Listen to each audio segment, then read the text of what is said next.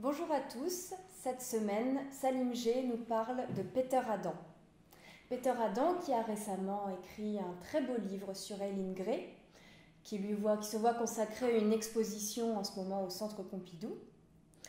Ce coffret, d'ailleurs, et l'exposition, Peter Adam en parle dans une autre interview que vous pourrez voir sur La Différence TV. Salim G nous parle aujourd'hui d'une autobiographie de Peter Adam, Mémoire à contrevent, qui évoque sa rencontre avec un certain nombre de personnages très importants du XXe siècle.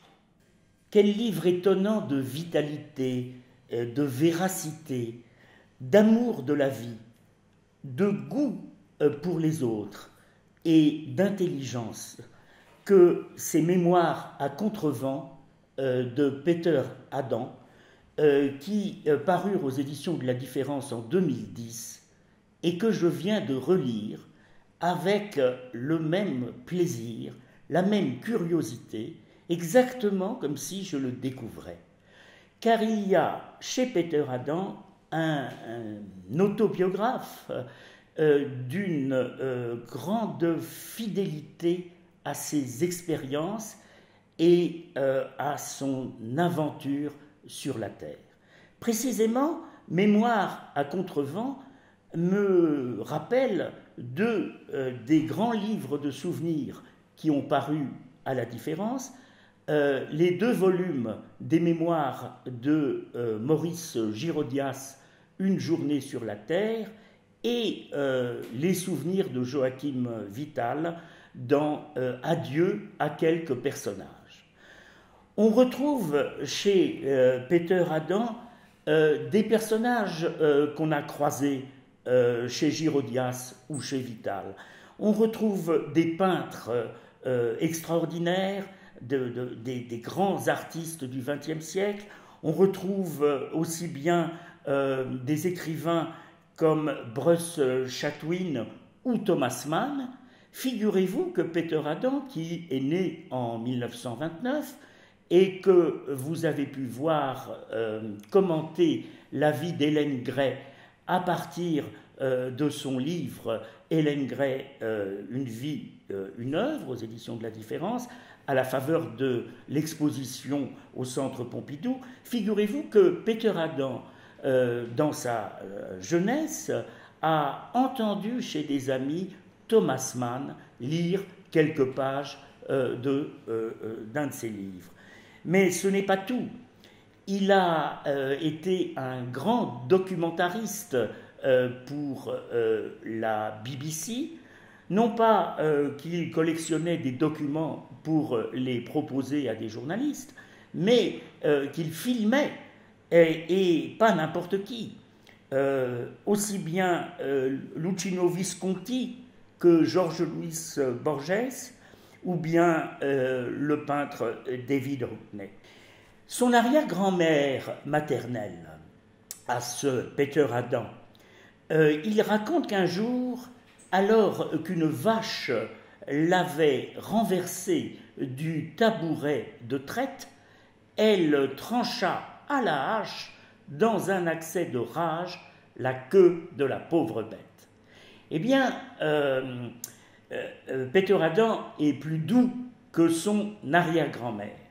Mais il a un art du portrait qui est absolument saisissant. Et on aime à la fois dans ce livre la justesse des remarques, les anecdotes qui foisonnent et la générosité du regard. Qu'il nous parle de son amie Françoise Sagan ou du photographe Lartigue, cet homme auquel il est arrivé de danser avec la reine des Pays-Bas nous parle des grands de ce monde avec simplicité et énergie. Et puis il parle de lui-même, il parle de son passage sur la Terre, de cette journée sur la Terre, et il en parle avec un appétit, une gourmandise pour la vie qui sont véritablement une leçon. Le monde du théâtre est très présent dans les souvenirs de Peter Adam, Mémoire à contrevent.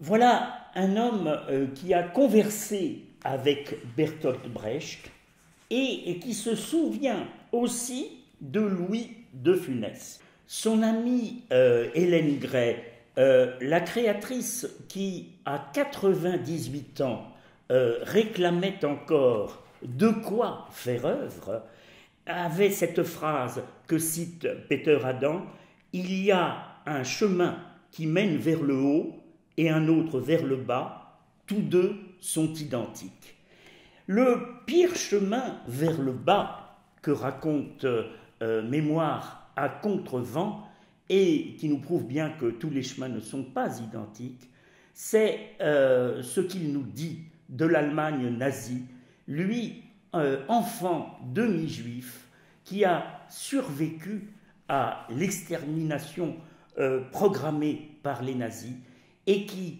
tout enfant, avec sa mère sa mère protestante, dont il dresse un portrait magnifique, a vu l'ignominie s'installer au cœur d'un des pays qui avait donné à la culture occidentale quelques-uns de ses plus beaux fleurons. Ce qu'il y a de quelquefois misérable dans la nature humaine, Peter Adam ose le dire et le décrire.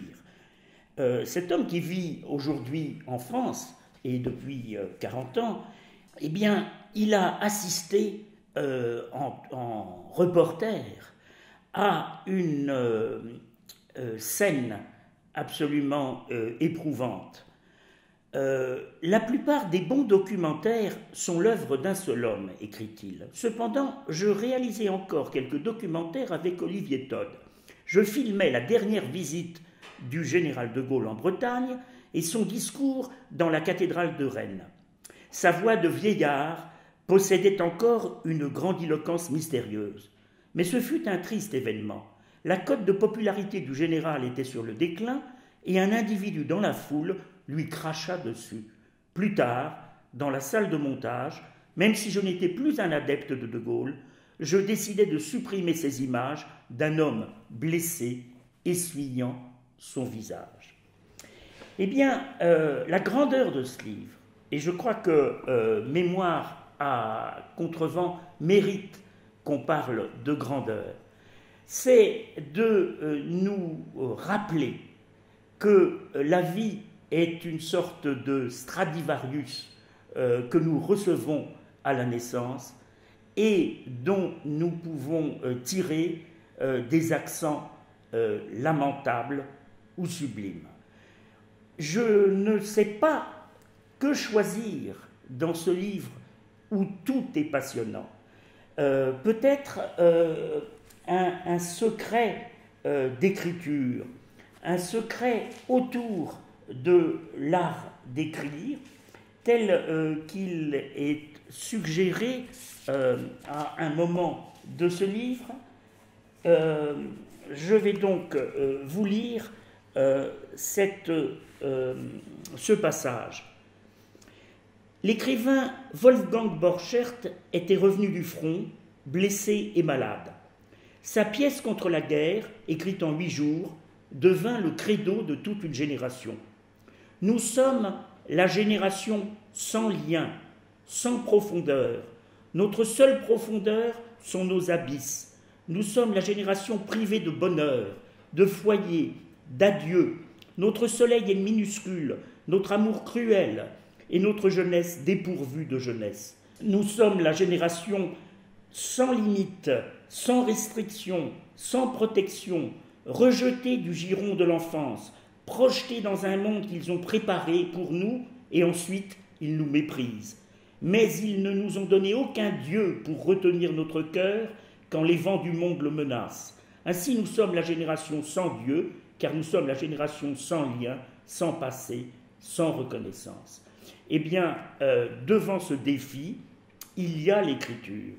Et c'est ce que nous montre ce livre, où vous rencontrerez aussi bien Andy Warhol que Visconti, Jeanne Moreau que Sagan, Hélène Gray ou le photographe Lartigue, et combien de grands cinéastes, et puis un portrait de Rudolf Nureyev, une visite à Man Ray, tout cela raconté avec verve, avec tact, avec franchise, et je dirais même avec grâce.